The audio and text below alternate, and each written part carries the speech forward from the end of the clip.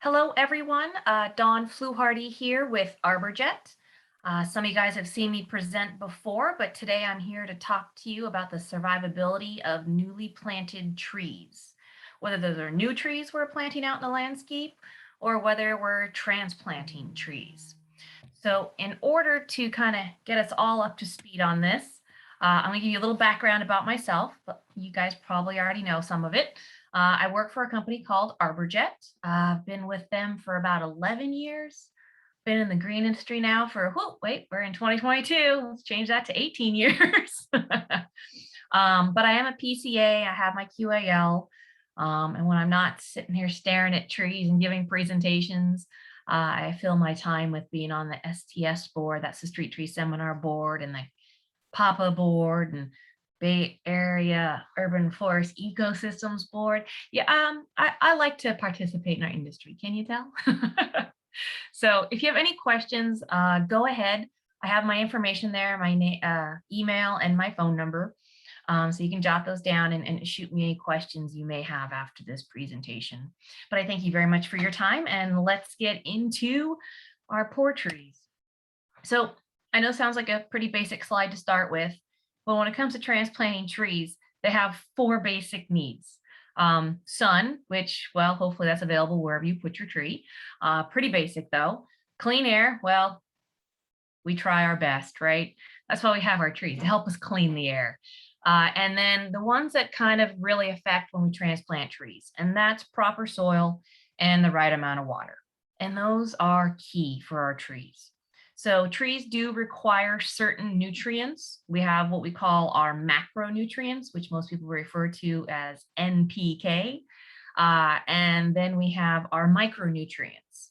So most trees, when we first transplant them, do not need a whole lot of nutrients. But how do you know what you're getting into? Well, feel free. Take the time, use that soil probe, see what the existing soil is like. Sometimes you may be taking a tree that prefers acidic soils and be putting them into very alkaline or high pH soils.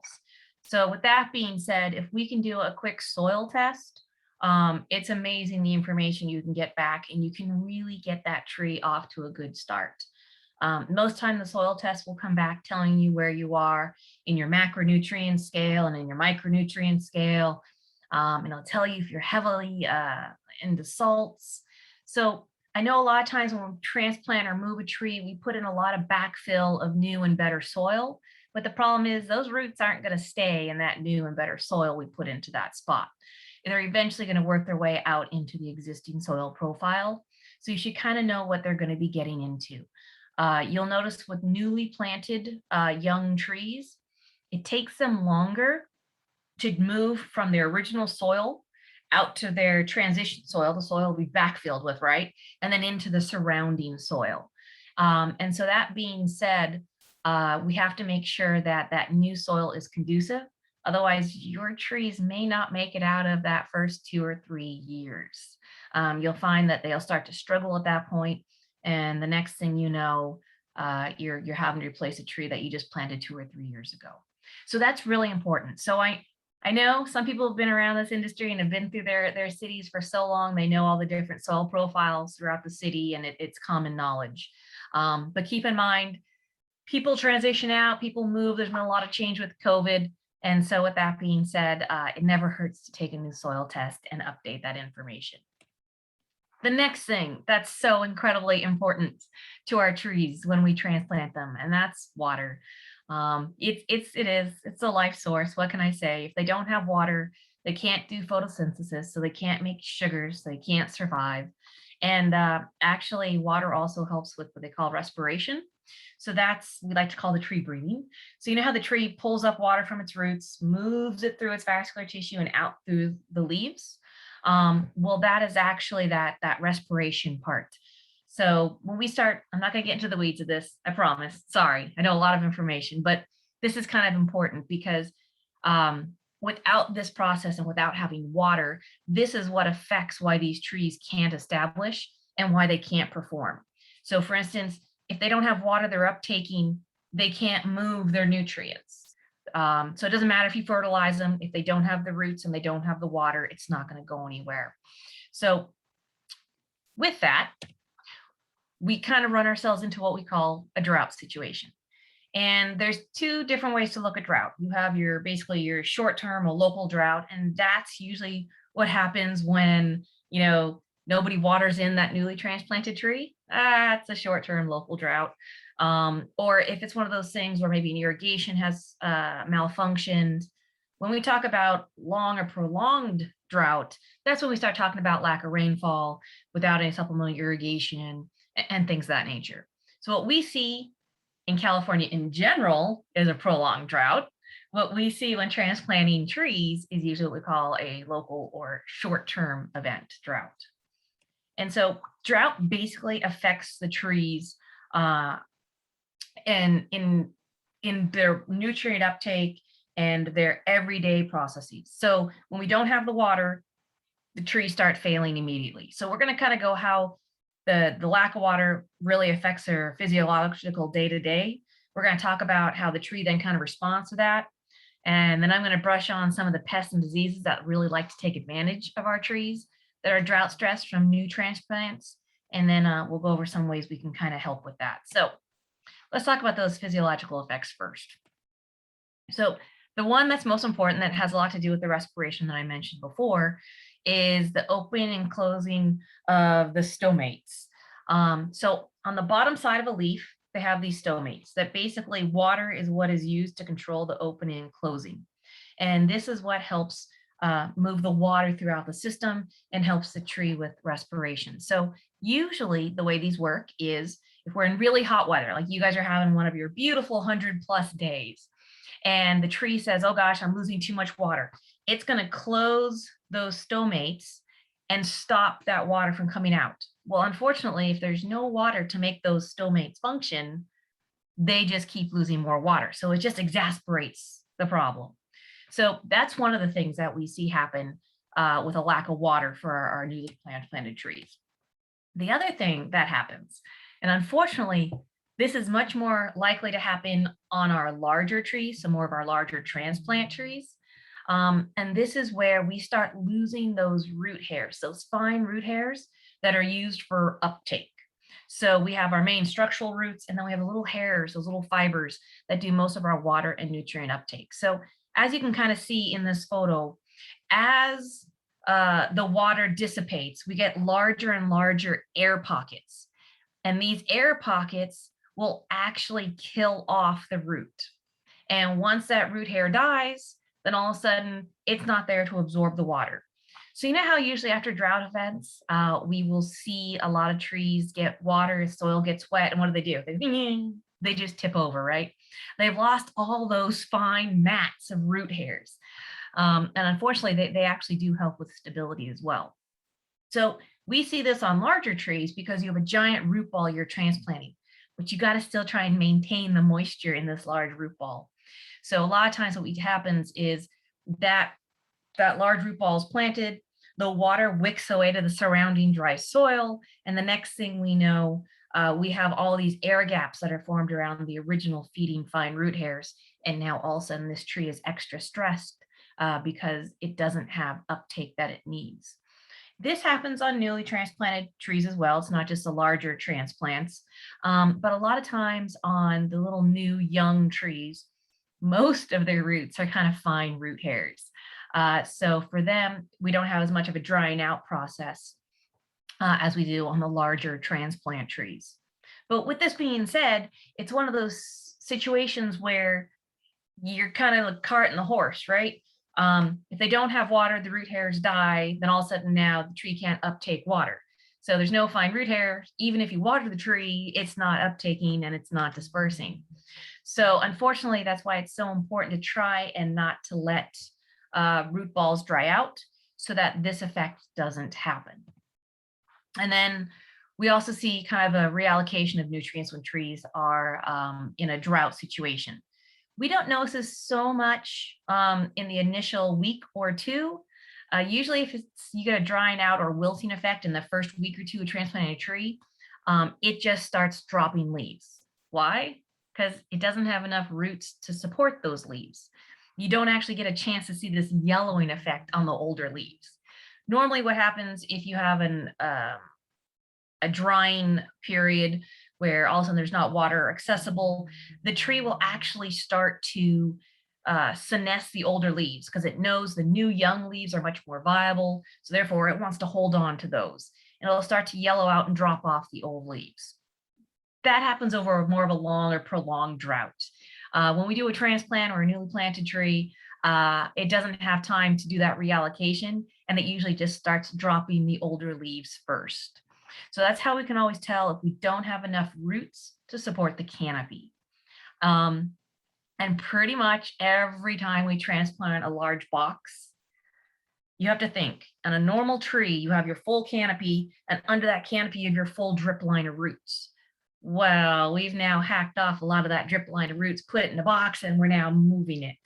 So we know we don't have the roots to fully support that entire canopy. So we know we're going to have some leaf drop associated with that, just because there's not enough roots to support that canopy. So kind of keep that in mind. Sometimes we kind of set ourselves up that we know it's going to happen, and so we can kind of prepare for it. And then other times it's unplanned and we do the best we can, right? So the other thing that happens when trees don't have enough water, this is part of the reason why we start getting pests and diseases that come in, is because it actually stops producing the secondary metabolites, which are essentially the tree's own immune or defense system. It starts shutting down. And unfortunately, when it starts doing that, that means now these pests and diseases are going to be attracted into the plant material, and now the plant material is going to be susceptible to them. So a good example I always kind of use is like with bark beetles, especially on pine trees. We see how once a tree doesn't have enough water, it can't produce sap or resin. And now when the beetle goes to bore in, the tree can't fight it off by pitching it back out that sap or resin, and it's now successful. So that's what I kind of mean by secondary metabolites. But it also works for disease as well, which is kind of interesting. Trees actually produce almost their own type of phenolic compounds that are like an antiseptic. So when a disease goes to get in, it can actually kind of compartmentalize and identify the infection and suppress it. So it's amazing what trees can do if we just give them their 4 basic things for life, right? They don't ask for too much, but in this case, if we can maintain the water, they can maintain their secondary metabolites, and they can actually protect themselves from disease or pest. So when we talk about some of these initial signs of drought, I kind of refer to it as long-term drought or short-term drought. So the first photo on your left, where you kind of see the reddish leaves, that's more of a long-term drought in the fact that the plant has had time to identify that it doesn't have enough water. It starts changing the nutrients and moving the better nutrients out to the newer growth, and it starts senescing or dropping that old leaf tissue. So the plant will start to thin out. The center photo, that's a short-term drought. That's one of those situations where probably this is a newly transplanted tree didn't have enough water, and it literally starts showing physical wilting effects. We don't usually see that in mature or established trees, just usually our young transplanted trees. And then on the right, conifers, same thing. That's more of a long-term drought photo where you see that older needles start to turn yellow. It's reallocating its nutrients, and it's starting to drop or senesce the older needles. Same thing, you get that thinning effect. So there's 2 different ways to look at some of these symptoms that show up in trees. Okay, so like I said, we kind of talk about different types of drought here. Mild short-term drought, that's where we get the yellow leaves, some leaf drop, the wilting. That's what we tend to see with our newly transplanted young trees. Moderate drought's a little bit different, and this actually is more of the response to transplanted mature trees, where all of a sudden you start getting that leaf loss. You start seeing all those leaves dropping because you don't have the root capacity to support the canopy. And then, of course, the twigs also start to die back. So, and then these guys become much more susceptible, much faster to pests and disease because they are used to having their defense compounds, which are now starting to fade away, essentially. And then, of course, we have our severe drought, which is what we tend to see with long or prolonged droughts. That's when we see the trees die out. Okay, so let's talk about some of these pests and diseases that have a tendency of coming in our area when we see the reduced phenolic compounds for defense. So before I get into that, I can't help it. I got to say this because this is always one of those things that comes up as a oopsies. I won't say an oopsies, but it's a misdiagnosis. Someone sees marginal leaf burn or they see tip damage, and sometimes they'll think this is drought, where it's actually salt damage. So it can look kind of similar because with drought, it affects the entire tree. Same thing with salt, it affects the entire tree. If there was herbicide, odds are it's going to affect more of one side of the tree or be spotty or something of that nature. But with salt, it's different. And keep in mind, the way the plant material responds is different. Notice how it's the newer tissue, the tip growth, that's showing the effect. It's not that older tissue, that interior tissue that's going to be showing the effect and dropping off. So that's kind of how you can tell the difference of the two. So here's the first pest. And this guy is probably my #1 offender when it comes to newly transplanted plant material suffering water loss, essentially. And it's mites. There are conifer mites, there's two-spotted mites, there's a lot of different types of mites. But these guys tend to be successful because anytime we get a stressed tree, these guys can hide in little tiny nooks and crannies because they're tiny. And they can actually just kind of move into the tree on dust and dirt and debris. So sometimes, unfortunately, because we have these trees that are stressed in nurseries, a lot of nurseries have dirt roads, we get this mites already infesting transplant material. So it's actually very easy to see a mite. You just take some white paper, tap a branch. If you see a little speck running around on your paper, odds are it's probably a mite. So a lot of times these guys will come in on new tree stock. So we have to kind of look for them and kind of be prepared for them because they're already looking at this wonderfully stressed tree that you've now just planted out. And so with this one, you kind of get that same honeydew effect, that weeping, dripping effect like we get with aphids. So a lot of times people will kind of mistake it for aphids. They'll look close, they'll be looking for the aphids, but they can't see them. So like, okay, well, maybe nothing's wrong. Unfortunately, it's these mites. You'll see what they call stippling effect. It's where you kind of get these little tiny sucking, piercing dots on the needles or on the leaves. And that sucking, piercing actually leaves a little mark. And so we call it stippling. And with that, when we start to see the damage, that means there's been a lot of damage because it is very small, so it's hard to see. So you don't see it until there's a lot of it going on. So when we're dealing with mites, the hard part is our standard imidacloprids, merits don't work against mites. We have to use something like a dinoteffuron or an acephate. You can use an organic product called azadirachtin. That will work well against mites as well. Usually if they're a small transplanted tree, you can just do a quick spray. Honestly, you'll love this. The cannabis industry have a lot of mite issues as well. So they've created a lot of nice 25B spray options that actually work really well on our young, newly transplanted trees. And when I say 25B, that means they're all made from plant extracts like rosemary or peppermint or thyme oils. So they're never going to say safe to spray. They are safer to apply just because they are made from plant extracts. But with that being said, if you don't do something about this pest, they can very easily kill off a newly transplanted tree. So be aware of this culprit, look for him, do the paper test, because if you don't treat for him, he can definitely take out a newly transplanted tree. All right, another one. And again, I'm sorry, I don't mean to pick on the nursery stock places, but unfortunately, I can't tell you how many times I've seen trees, especially with magnolia scale, coming out of the nurseries. And so unfortunately, we then plant them out in our urban canopy already infested with this pest, which was overlooked. So a sad example was a big, huge planting that was being done down on the peninsula by Palo Alto. And I'm not kidding when I say these trees, these pine trees look like somebody had frocked them for Christmas, but they had these adelgids all over it. And of course, the person receiving the plant material didn't know a whole lot about the plant material, so they didn't think anything of it. They just signed the paperwork and took the plant material. And here they had 300 of these trees infested with these sucking, piercing adelgids that were already killing the trees. So always inspect any trees you might be getting in. And when it comes to hard and soft scale, pretty much the hard or armored scale you're going to find on the twig or branch material. I point these guys out specifically because they're the ones that are most overlooked. Soft scales usually show up on the leaf tissue, and then you can see speckling and spotting, and you can say, okay, something doesn't quite look right here. So the difference is soft scale is much easier to treat for.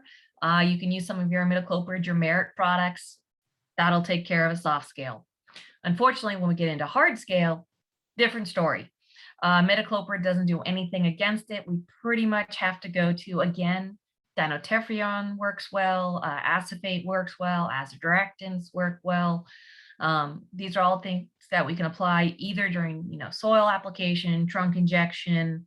Sometimes the bark spray, the dinotephrion will work well. Just kind of depends on your level of infestation and the plant material. So keep that in mind. But this is one of those guys that I say is overlooked, and they have this wonderful ability to suck the life out of the trees. And it sounds weird, but especially like magnolia scale or some of the cottony cushion scale, you can look at it and you see like maybe 2 or 3 scale pests, and it's shocking how much damage those just couple little pests can do. You'll already start seeing branch and twig dieback. So don't underestimate seeing 1 or 2. These guys can do quite a bit of damage. So that's my other one that tends to come in on our new transplanted trees and can be quite detrimental. And then, of course, we have our aphids. This is, of course, our most common pest in the ermine canopy. And this one, yeah, odds are it's coming in on the plant material. Odds are it's probably already somewhere in the environment. But these guys have a great ability to finding stress trees. A lot of times when we get newly transplanted trees, they do an immediate kind of flush of growth trying to survive because they've just now moved from a location to another. They're stressed. They're trying to put on new growth to live. And wow, do aphids love new growth. So they tend to key into these guys immediately. So it's not uncommon to see a newly transplanted tree in the first year get an aphid infestation. These guys, they're standard. They're pretty easy to treat. You could do a soil drench, like I said, of imidacloprid or Merit. Even sometimes just a high pressure wash down of water will knock these eyes off enough and deter them to the point where they're no longer detrimental to the tree. But that being said, always kind of look close on this one because we sometimes assume it's aphids because they're so common. But like I said, it could be mites or someone else that can be much more difficult to mitigate. So with these guys, do your best to try and keep them off of new plant material. They just add another level of stress. They don't really kill the tree like the other pests can, but they definitely do add a level of stress that can help a tree decline quickly. Okay.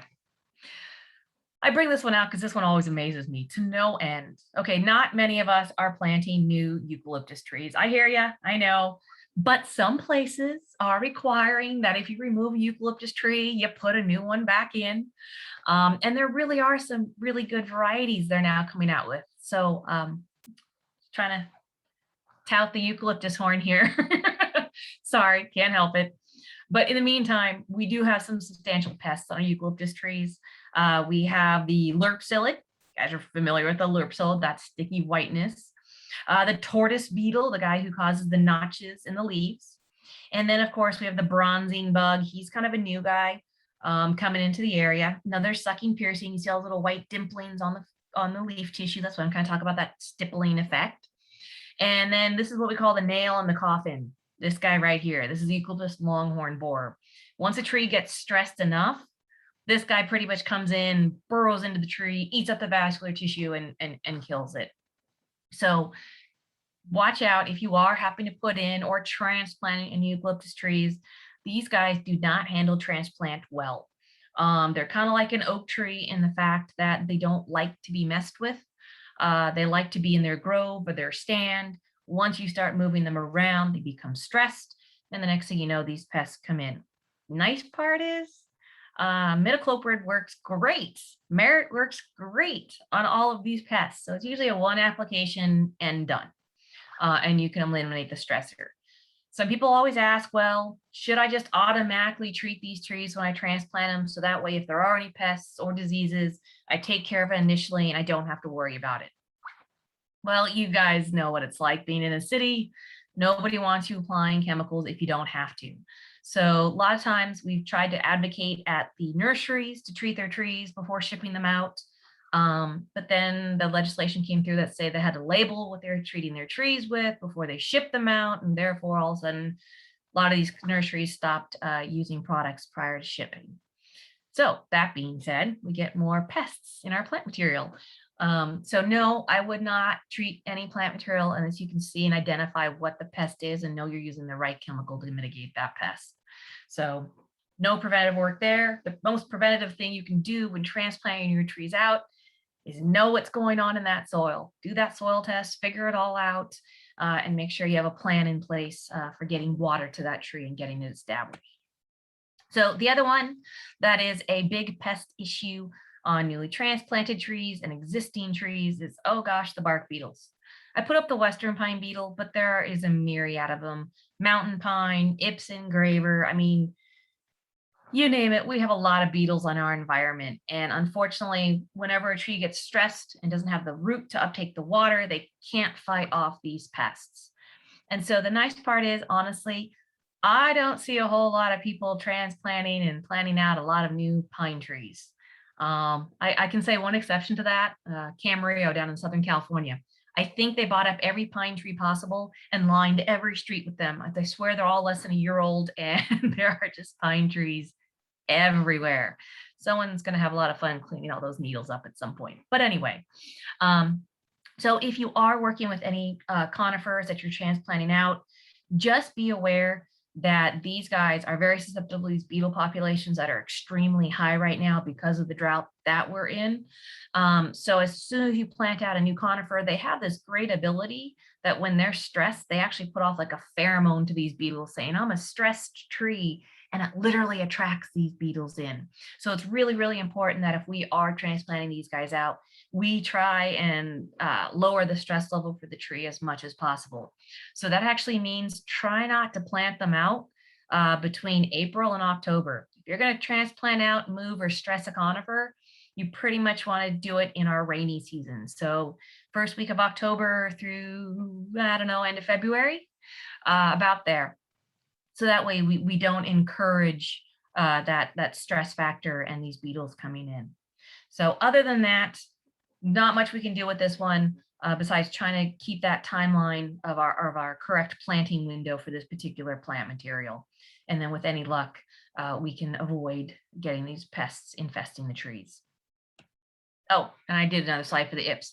The reason why I did a separate slide for the Ips engraver beetle, these guys are the most common ones that are actually transplanted and moved. These guys are usually the precursor beetle, the first beetle who kind of gets in on site. They're usually a little bit smaller. They don't do quite as much damage, but they do also put out that pheromone of, hey, I found a great stressed tree, dinner time. And then they attract in the larger beetles like mountain pine beetle or western pine beetle. And those tend to be more of the tree killers. So just be aware, look for this guy. They do make the same little kind of pitch tubes or frass on the tree itself, and you can sometimes identify them with that. And the nice part is, like I said, they don't kill the whole tree, but they'll kill off branches in the tree. So it's a really good indicator that there's stress going on and that this guy is attacking the tree and it's going to attract in the next beetle. And if you don't have the root support to uptake the water, the tree is never going to be able to fight off this pest on its own. So that's where sometimes bark sprays, we're going to newly transplant out in that window that we're not really wanting to. Bark sprays of things like bifenthrin can really help suppress the beetle infestation. Okay, the other one I'm going to talk about really quick is we've been planting a lot more oaks, which is great. We love planting out native trees. But unfortunately, our native trees are starting to have some issues. And partly it is just because of the drought we're in. And we do have some native beetles that attack our oak trees. The most common one being the western oak bark beetle. But we do now have the Mediterranean oak borer and a few others that are now starting to hit our poor oak trees. And our oaks, honestly, they're adapted to our area. They expect to have beetle attack. They're expecting to go through drought. But unfortunately now they're starting to vector these diseases, these invasive diseases. So in this case, there's one called the foamy bark canker disease. And amazingly enough, this particular pest and disease combo is just as happy to attack a large mature tree as it is to attack a new sapling tree. Whoop. And so therefore, it's actually the disease itself that kills the tree. The disease gets in there and girdles the vascular tissue and basically strangles the vascular system of the tree and causes it to die. So with that being said, anytime we stress our oak trees, we really open up the window for them to come in. So if we're transplanting out a mature oak, oh my goodness, by all means, take all the precautions possible. Yes, this is one of those cases where if I was transplanting out a mature oak, I would probably do a bark spray treatment of dinoteffuron after transplant just to protect the trunk of the tree from any possible borers wanting to come in. I would also make sure that I used some pretty good rooting hormones to get those roots to establish as quickly as possible on these trees. And I'll talk about rooting hormones here in a minute. But with that being said, even with the little sapling trees, look out, identify, make sure there's no bore holes, no twig girdlers. They all leave little tiny holes in our branches or trunks on the tree. So if you do see that, know the tree is stressed and under attack. Again, we don't like to do too much to our oak trees. It's kind of like our pine trees. We don't want to be pruning on them. We don't want to be transplanting them in our kind of like late spring and summer months. We want to do it usually in that kind of October to like February, March timeline is when we want to work with those trees. We just cause an extra stress factor if we work on those trees during the warmer months. So keep that in mind. If you can avoid it, that would be great. And then you can stop some of these pests and diseases from coming into our oak trees when we transplant them out. So the last one I'm going to talk about for diseases, because I just want to kind of introduce you guys to some of the things that are coming into our new transplants. And the most common one at this point is Botryosphaeria canker. Sure, some of you guys have heard of it. It looks kind of like fire blight. It looks kind of like Dutch elm disease. You get that kind of dead branch with the leaves remaining on the branch and kind of a hook factor to it. But instead of being a bacterial infection like fire blight, this is actually a fungal infection, and it actually causes a lesion on the branch that actually ends up going around the branch, girdling the branch, and then the whole branch dies. But it dies quick enough that the leaves still hang on. The tree didn't get the message saying, oh, drop your leaves, we're dying. It happens too quickly. So this particular fungal infection always thrives during drought conditions. I don't mean the short term like a transplant. I mean drought conditions like what California's been going through for years. So for years, we've been seeing this fungal infection, these spores of this fungal infection increase in population. And so it's pretty much throughout our environment, which means as soon as you put out a new tree, odds are there's some fungal spores of bot canker roaming around. They're going to want to try and adhere to this tree. So with that being said, watch closely. If you see branches dying, and they don't necessarily like die back to the trunk, they die back to a wound on the branch, odds are you might have this bot canker. And if that's the case, you may have to do a little extra fortification with phosphorus to really help protect this plant material from the fungal infection. So we can do phosphorus as a soil drench, bark spray, trunk injection, whatever it takes to basically trigger the tree's immune system and fight off this particular disease. So with that being said, bot canker probably is the #1 issue I see on our newly transplanted trees. And it tends to be overlooked because people kind of assume that they're going to have some branch die back and some death on a newly transplanted tree just because we don't have the water and the tree's not able to support the canopy, right? Well, unfortunately, it's this disease. So keep an eye out, look for those lesions. You'll be able to tell the difference, and you can actually fight this one off. So with that being said, usually one application of a phosphorus can protect it and allow it to establish. Okay, so that's our pests and diseases. Let's talk about some of the management options to mitigate the drought stress on transplanted trees. So you can always add more water, but hey, keep in mind what happens when we add more water and they don't have roots to actually uptake the water. It means we just make a wet, muddy soup. So if you find that's what's happening, you have a tree that's suffering, but you keep putting more water on, odds are water, yes, was maybe the initial issue, but your real issue is lack of roots at this point. So just by putting more water on, it's not helping. If anything, it's actually almost hurting, because now you've filled up all those air spots in the soil, and we've now created what they call an anaerobic situation. And you'll know it because it will smell. You'll smell the soil and it'll kind of stink, for lack of a better option. That's one way to tell. The other way to tell, especially on newly transplanted trees, is if you walk up to the tree and you wiggle the trunk and the tree wiggles, odds are it has not established its roots. So you can easily move that trunk around. And there's some trees that I've walked up to 5 years later that are still suffering and struggling after being transplanted. And they're just like, wow, we just can't get this one to take off. You just grab the trunk, you give it a wiggle, and it's because it doesn't have any roots. It hasn't put out any roots. It's still sitting in that little tiny ball that we cut out to plant it. So with that being said, you can always gently move around the trunk of a tree to see how it's doing. Do it gently. And then honestly, just staking it and making it so you can't wiggle the trunk doesn't solve the problem. I know, sorry, that seems like the initial reaction, but the issue is still the roots. So we have to do something to help the roots and the fungal infection, which is probably a root rot of some sort that's gotten in there. So to get more water to plants, we can always make sure all the irrigation systems are working. And honestly, I know it sounds bad. I love those weather tech and all those different types of irrigation systems that read the weather, see how much it's raining, and adjust the irrigation. That works really, really well, especially when you're in a field and there's all this open soil for all this rain to be absorbed into, and the tree can get access to it. What kills me is when I see these types of units being used on like street medians. And all of a sudden I see this system that's going to say, hey, look, it's raining. We don't have to irrigate today. Well, the problem with that is yes, we may have gotten a ½ inch of rain, but if that's over like a 3 feet wide median, that's not a whole lot of rain for that tree's root system. So that's something we have to be careful with when we're working with some of these pre-programmed irrigation systems that account for weather. Unfortunately, our city trees aren't getting the same amount of rainfall as what we'd normally expect due to the amount of hardscape that is around them.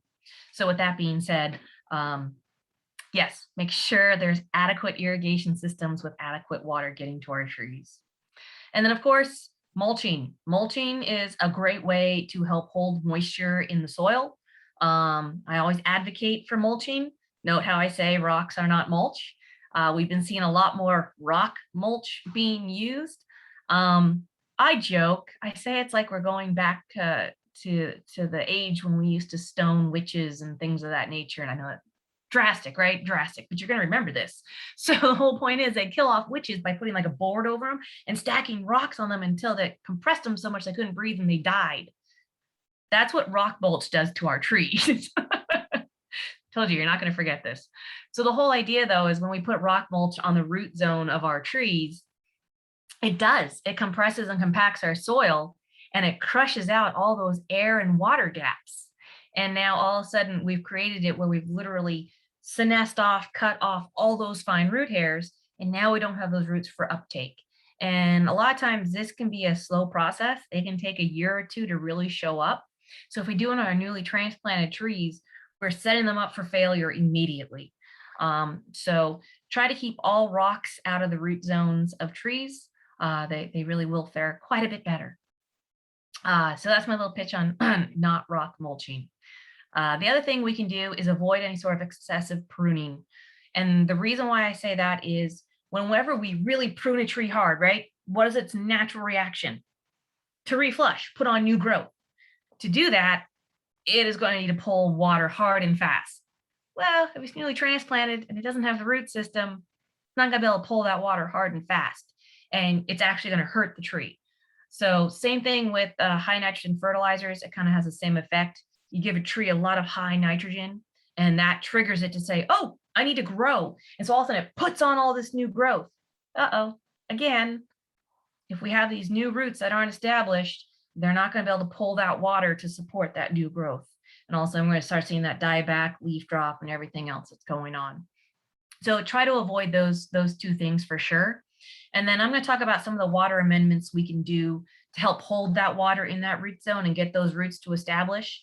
And then I'll give you a new look at how we can use plant growth regulators in transplanting trees to actually get them to establish better. I know it sounds crazy, but we like to think out of the box here. So first things first, when we have our new trees that we are planting out, we know we have to get them water. The question is, how do we do it? And on our new young trees that we plant out, those gator bags or tree diapers, I know, fun name, they really are a good way to get water into the root zone, specifically right where you've planted that tree. You don't have to attach it to the tree. I know some people don't like to actually put it on the tree. They worry about rotting and other situations like that. City of San Francisco, they actually put the gator bag on the tree stake next to the tree. The water is still getting down to the root zone of where that plant is growing. You're going to be able to support it. But the thing is it a one and done situation? No, unfortunately not. One of those situations where usually we have to come back and refill that gator bag a few times over that first year's life of that tree. Depending on the weather, depending on the tree type, you might be able to get away with doing it every 30 days or every 90 days in some trees. The one thing that I tend to see is it's most common to transplant, put it on, fill it with water, walk away. And unfortunately, that's just not enough. So be sure to utilize it as best you can. The other thing that we have is when we transplant out large mature trees, they don't make a gator bag or a tree diaper large enough for a tree of that size. So unfortunately, you really do need to set up some sort of netafim or soaker hose type situation under the whole drip zone canopy area of that tree. And I know that that's a huge investment, but keep in mind how expensive that tree was and the labor in transplanting out such a large tree. It's a small thing we can do to make sure that it survives. And then everyone always asks me, well, how often do you water a large tree that's been transplanted like that? That's the real kicker. There's no good way to tell other than sticking that soil probe in the ground and having it come out and seeing where the moisture is. If you start finding that you're building up too much moisture in that soil profile, cut out the watering, expand your timeline. Instead of, doing it once a week, maybe go out to once every 2 weeks. The one that kills me is whenever someone tells me, oh yeah, we just transplanted this tree, I'm watering it every day. Okay. We know that's a quick way to drown and kill a tree. So use that soil probe, take a look. Once you kind of get it established, you'll kind of know your timeline of how much water and when to apply. And just know it's going to change. As the tree develops its own roots, it's going to need less and less, and it's going to be able to pull more from the surrounding environment if there's water in the surrounding environment. So keep that in mind. Water availability will affect the ultimate establishment of the trees. So if we're going to take the time to water these new trees, which we have to, otherwise they're not going to live, we tend to use products that help promote root growth and hold that water in the root zone. So there's a few of them out there. One of them is called Moisture Manager, one's called Hydrotain, one called NutriRoot. Basically, they all have humates and humectants, which basically helps hold that water in the root zone so it doesn't wick away to the surrounding dry soil. That's the key, right? We want the tree to establish, not all the shrubs around it to establish. So with that being said, by applying a small amount of this, it can help hold that water in the root zone. I can kind of show you on the next slide of how it works, but the whole idea behind it is it was designed for transplanting trees, getting new starts on trees or seeds.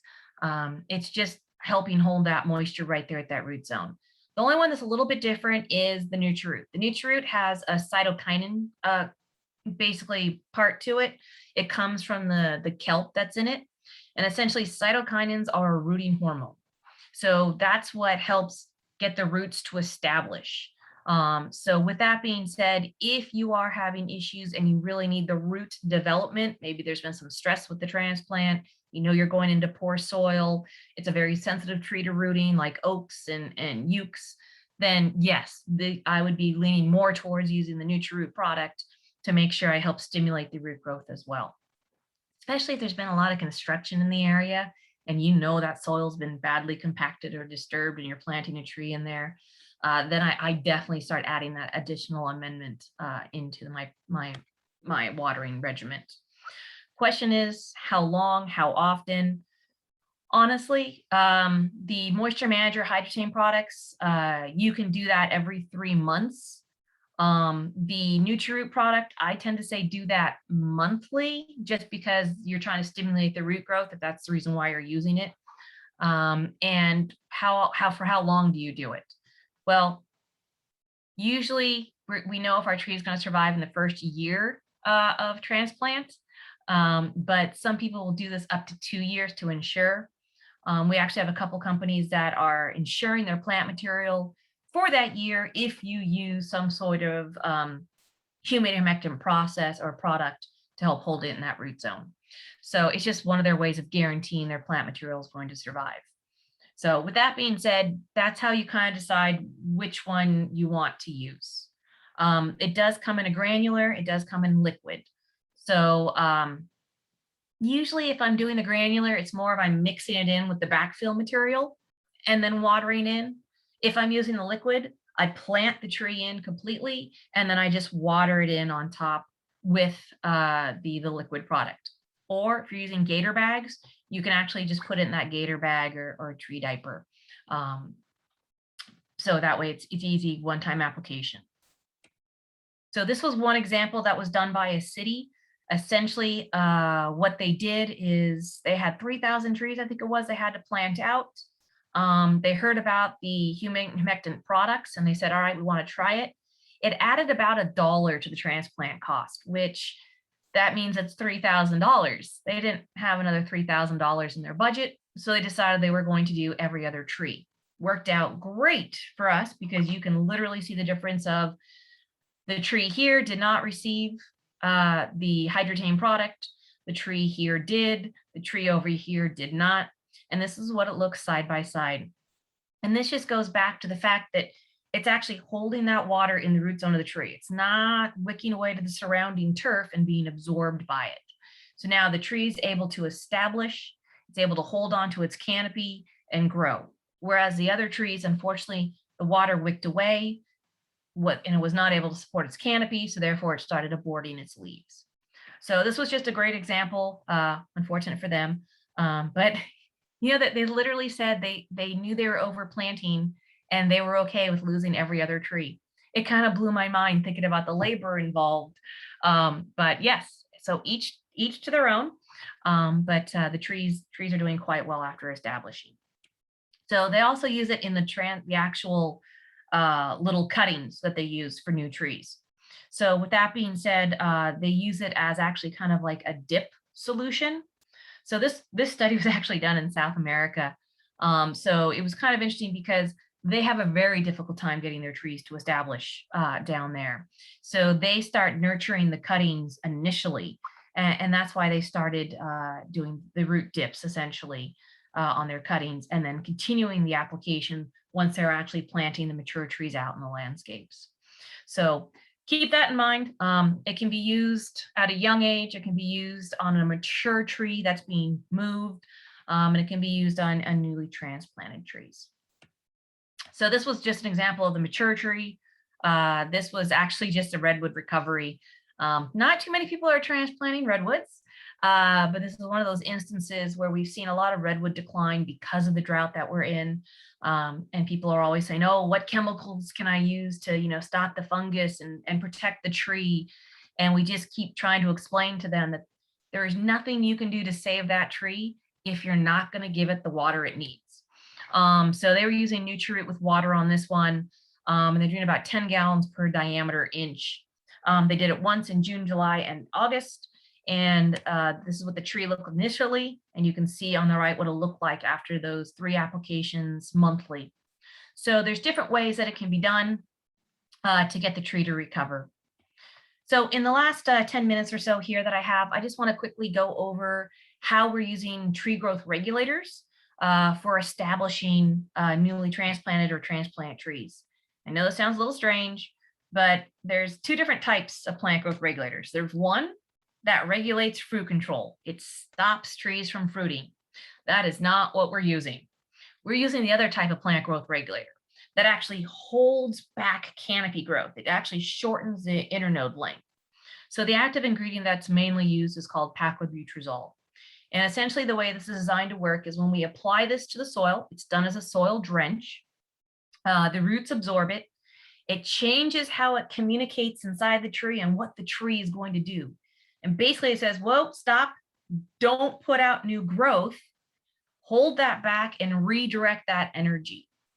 And so that's what we've been using with a lot of these newly transplanted trees to get them to not focus on pushing that new flusher growth that's going to attract the aphids and give us issues. Instead, it's going to hold it back and establish itself in the location that we've now put it before it really starts trying to grow. Now, these products last for 2 years. So essentially, you transplant the tree, water it in with this paclobutrazol product, and then you wouldn't do it again unless you're in a situation where you were trying to protect it from drought or something else down the line. So it's kind of like a one and done application. Whereas a lot of those water holding capacity products like the humates and humectants, you would be applying those multiple times. So we mainly started using this product for drought survival. Because, yeah, we've been dealing with a lot of drought, right? And then we started moving it into drought survival of transplanted trees. So you can kind of see that's the bottom right photo there. But it's one of those situations where I'll show you how this kind of works. And the way this study depicted it was when we redo or recommunicate the gibberellic acid inside the trees, and all of a sudden it says don't grow, all of a sudden it puts that energy into making new fine root hairs, the ones that actually uptake the water. So this is a quick example to kind of wrap your mind around what I'm explaining is. So this is what the standard theory is. Tree puts this much energy into growth, this much into reproduction, root growth, those defense compounds, and storage, so like fruiting and flowers. Once you give it the paclobutrazol, all of a sudden that shoot growth goes down, right? The tree's not growing. It's still growing some, but it's greatly reduced. And then all of a sudden it puts that energy into reproductive structures. You get more fruit and flowers. So whatever you do, you don't want to mix this up with the anti-fruiting one because you get more fruit. Then you also get more fine root hair growth, more defense compounds, and then a little bit more storage. So that's what's happening inside the tree. So with that being said, when we have a new tree we're transplanting, these are the things we want to see happening. So this is what it looks like. So the tree on the right was treated. The tree on the left was not. You get that, what I'm saying about the whole reduced growth. You can see how distinctly different the growth pattern is. You tend to get a slightly smaller leaf, harder cuticle, and then you get this greener effect because it's redistributing the nutrients amongst this now smaller, tighter canopy. So sounds strange to look at planting new trees like this, but you can see by that root mass how much of a difference it can make. So that's the big thing that changes it, that makes it so much more effective for our transplanted trees, that increase in those root hairs. And of course, the thicker cuticles to help stop with some of the transpiration and things of that nature definitely help as well. But you can see how the leaves here get a little bit smaller, a little shorter, thicker cuticle. They get the darker, lusher green color, and they're a little bit more dense as opposed to that leggy internodal growth. So that's what we're trying to do with this particular product when we're transplanting our trees. And then this was just some studies that was done. I think this was University of Michigan. The one on the right, they were using gator bags in this trial. The one on the right was treated. The one on the left was not treated. And so you can see it eventually started wilting, started having canopy lost, whereas the one on the right maintained its entire canopy. And this is what a close-up looks like on the leaves. You can see the leaves are distinctly smaller, not drastically, but you get that thicker cuticle, you get that shorter internode length, and you get a much nicer, denser canopy, which is something we're wanting to definitely utilize in our newly transplanted trees. This was just an example. I love this one because it's kind of fun. So follow along here. This was a tree. This is what it looked like in June of 2018. They had treated it in December with basically that paclobutrazol and some micronutrients. And that's what it looked like in June of 2019. Funny part is, this is what the tree started out as initially. So kind of drastic, I know, but you can see from the soil, there's no added water. There's still no turf. It's mainly weeds under there. Um, it was just one of the situations where the tree didn't have the roots to support it. So once we started getting it to redirect that actual canopy growth into the root growth and getting the nutrients it needs, it was amazing how well that tree was able to recover. Same thing, any of our trees that are kind of stressed in parking lots and things of that nature.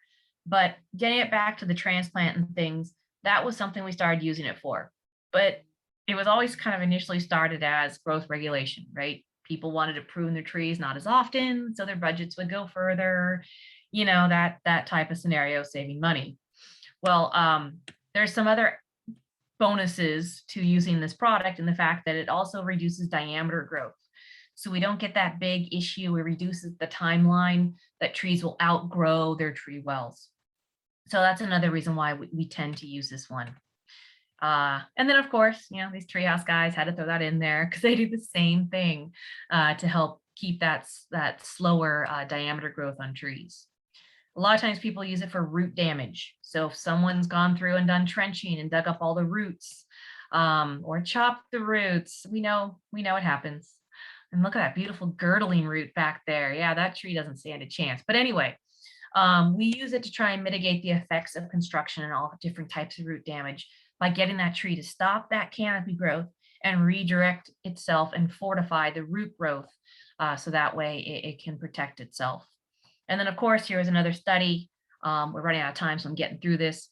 But essentially, it just talks about how plant growth regulators can actually inhibit fungal pathogens, such as anthracnose. And it's partly just because of the leaf that has that thicker, denser cuticle layer that the fungal infections like powdery mildew, anthracnose, rust, things of that nature, bacterial leaf spot, they can't adhere, they can't penetrate.